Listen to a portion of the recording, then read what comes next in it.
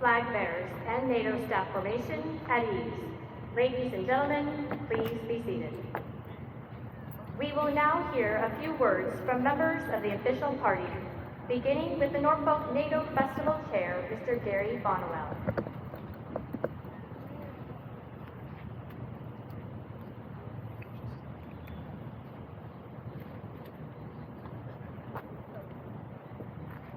Good afternoon, General Levine, Mayor Alexander, Festival Committee, honored guests, dames and messieurs.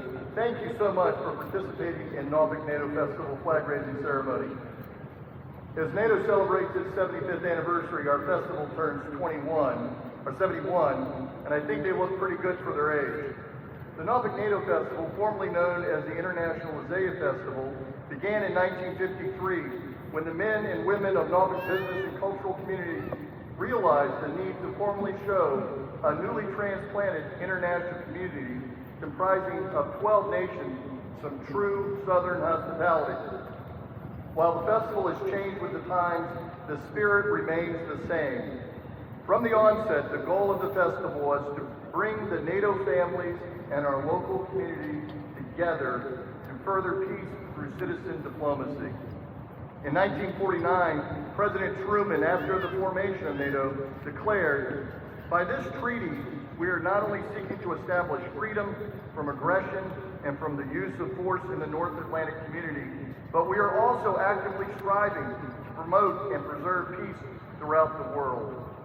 Our flag-raising ceremony today symbolizes visually and musically the culture and traditions of the now 32 nations, while also showing the collectiveness and unity of the Alliance.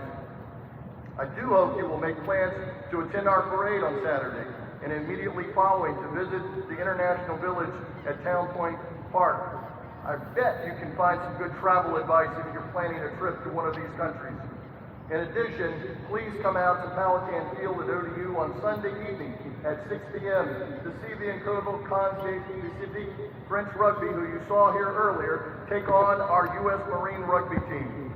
The haka that you saw today will be done again, I'm sure, so it's free and open to the public, so please plan to attend. To conclude, without the support of the City of Norfolk, the devoted Allied Command Transformation Team, the Joint Forces Command Team, without a committee of volunteers and dedicated staff, we cannot produce this important event to honor the noble goal of keeping peace and defending freedom. Thank you. Thank you, Mr. Bonnewell. It is now my pleasure to introduce the Honorable Kenneth Alexander, Mayor of the City of Norfolk.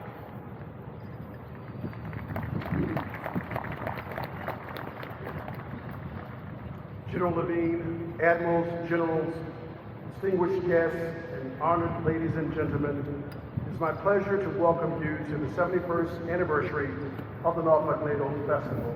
I'm joined by members of the Norfolk City Council, Andrew McClellan, Courtney Doyle, and Mamie Johnson, as well as our city manager, Patrick Roberts, and our Commissioner of Revenue, Life.in.a. Scott. This celebration is the longest continuous running festival in Hampton Roads, and the only one of its kind in the United States that honors the NATO Alliance and its member countries. The City of Norfolk is immensely proud of that honor and distinction. Our festival is a remarkable celebration of the strength and diversity of our collective security alliance. This afternoon, we are honored to begin our festivities with the flag raising ceremony, which pays homage to the 32 member countries that form NATO. And we are thrilled to extend a warm welcome to our newest ally, Sweden. We recognize the valuable contributions that Sweden will bring to the alliance and its role in strengthening our collective defense. And we are equally proud to host the Virginia International Tattoo, one of the world's largest tattoos. This year, the Arts Festival and Tattoo present a celebration of freedom with over 800 performers from 7 nations commemorating the 80th anniversary of D-Day and the 75th anniversary of NATO's founding. Norfolk has held a critical and strategic importance in military operations, being home to the world's largest naval base and NATO's home in North America for Allied Command Transformation and Joint Force Command. We strongly support our military, multinational service members from the Alliance and their families. Thank you for your unwavering dedication and service to our nation, and on behalf of our grateful city, let me extend best wishes to everyone and thank those who helped make this year's NATO Festival a wonderful and unforgettable experience. Thank you. Thank you, Mayor. Mayor Alexander will now present the historic Norfolk Mace to General Lavigne. This mace originally came to Norfolk in 1754 as the symbol of King George's royal power as vested in Governor Robert Dinwiddie. This magnificent silver mace is the only one still both intact and in the city to which it was first presented, having survived the American War of Independence, where it was buried in a field, and the American Civil War, where it was hidden in a fireplace. It remains a symbol of the resilience and survival of the city of Norfolk.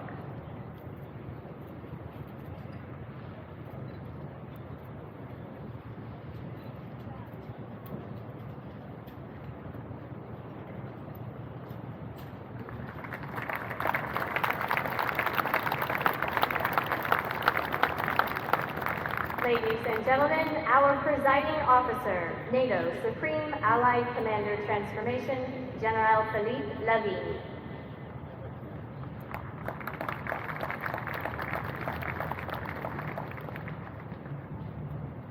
Honorable Kenneth Cooper Laxton, Mayor of the City of Norfolk. Honorable Councilpersons, civic leaders, and representatives of states and cities of Virginia. Mr. Gary Bonwell, Chairman of the Norfolk NATO, Admirals, Generals, distinguished guests, dear members of the Hampton Roads community, dear friends and families, ladies and gentlemen, welcome. Welcome all. What a great day for flag raising, sunny with a slight breeze. What better place to celebrate the alliance than Norfolk, NATO's home in North America. And what a great year for our alliance. After welcoming Finland in 2023, this year we welcome our latest member, Sweden. And 2 weeks ago, we celebrated the 75th anniversary of signing the Washington Treaty, the birth certificate for the most successful military alliance in history. And it's also another milestone in what is the longest continuously running festival in Hampton Roads. And the only one of its kind in the United States or in any other member country that celebrates the NATO alliance.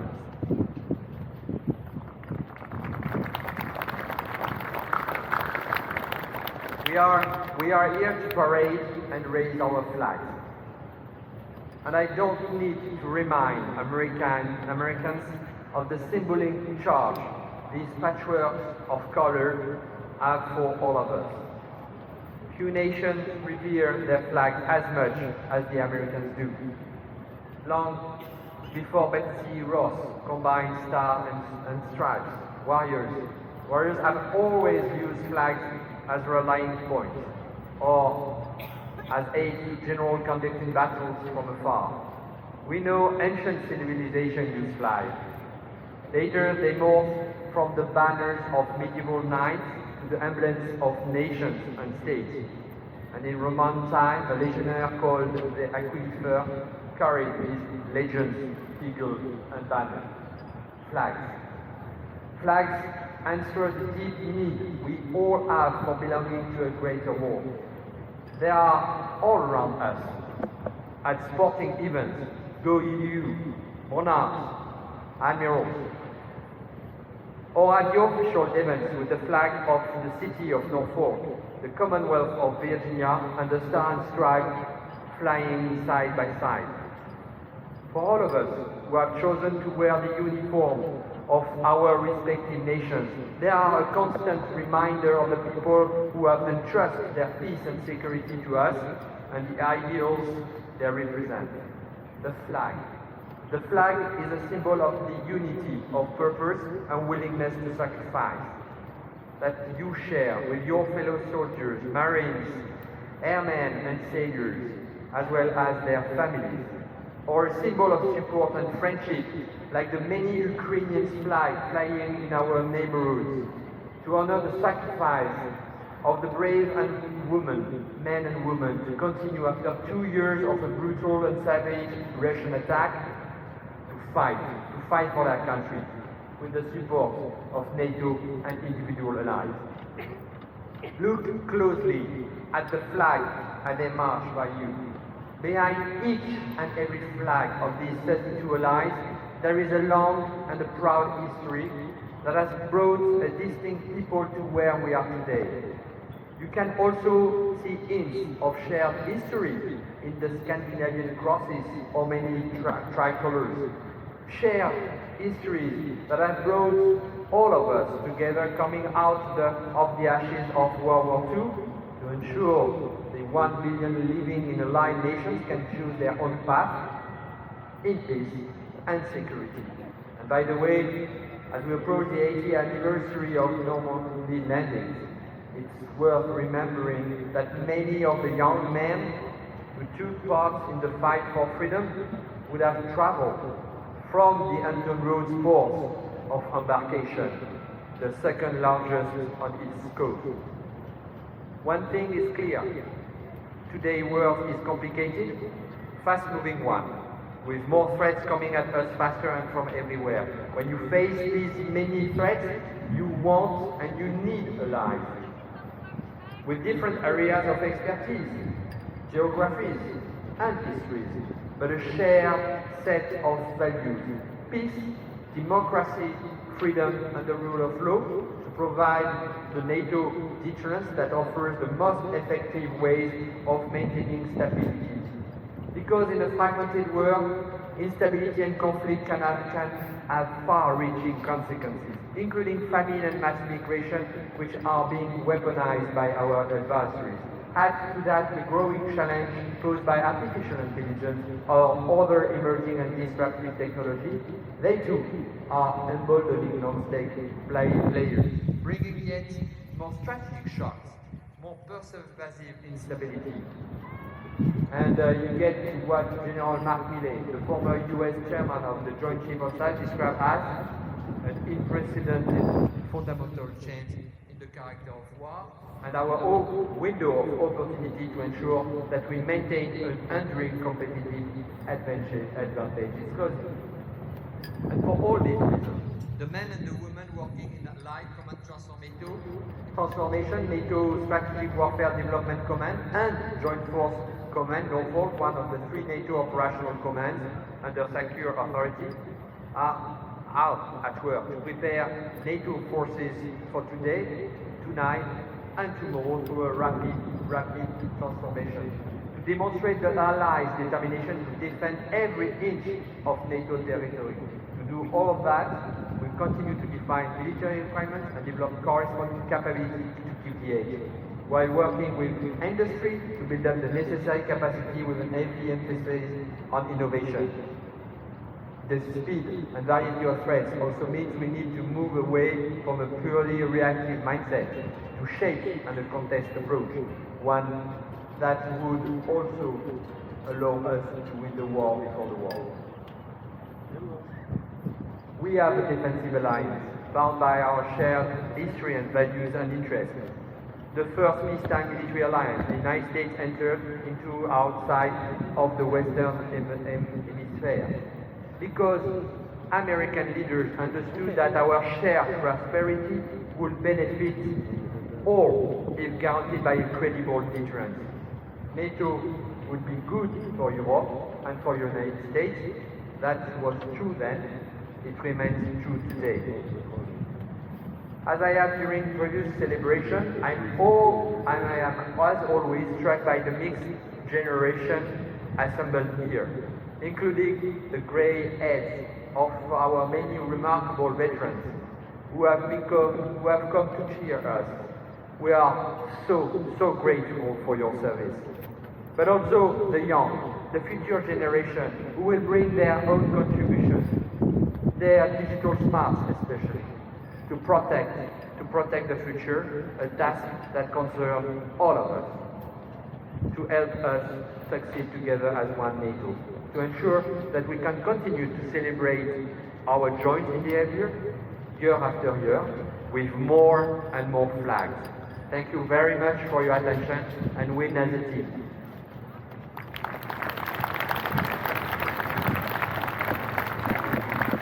Thank you, General Levine.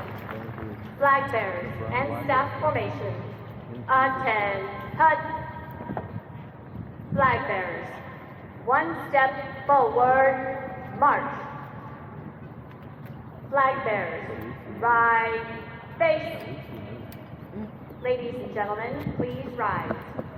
The United States Fleet Forces Band will now play Semper Fidelis by John Philip Sousa, followed by the official pass-in review of all NATO member nations, led by the NATO ACT Color Guard.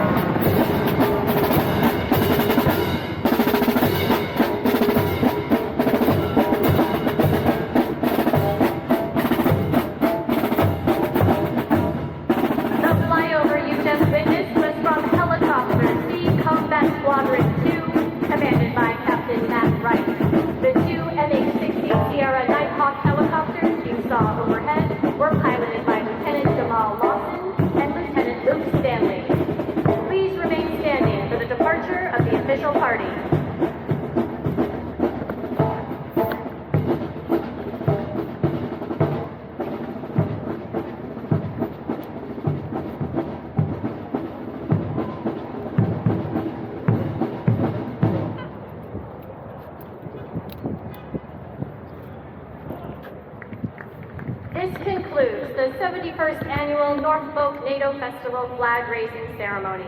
At this time, we invite you to enjoy performances by other tattoo groups around the plaza. Thank you for helping us celebrate NATO's 75th anniversary.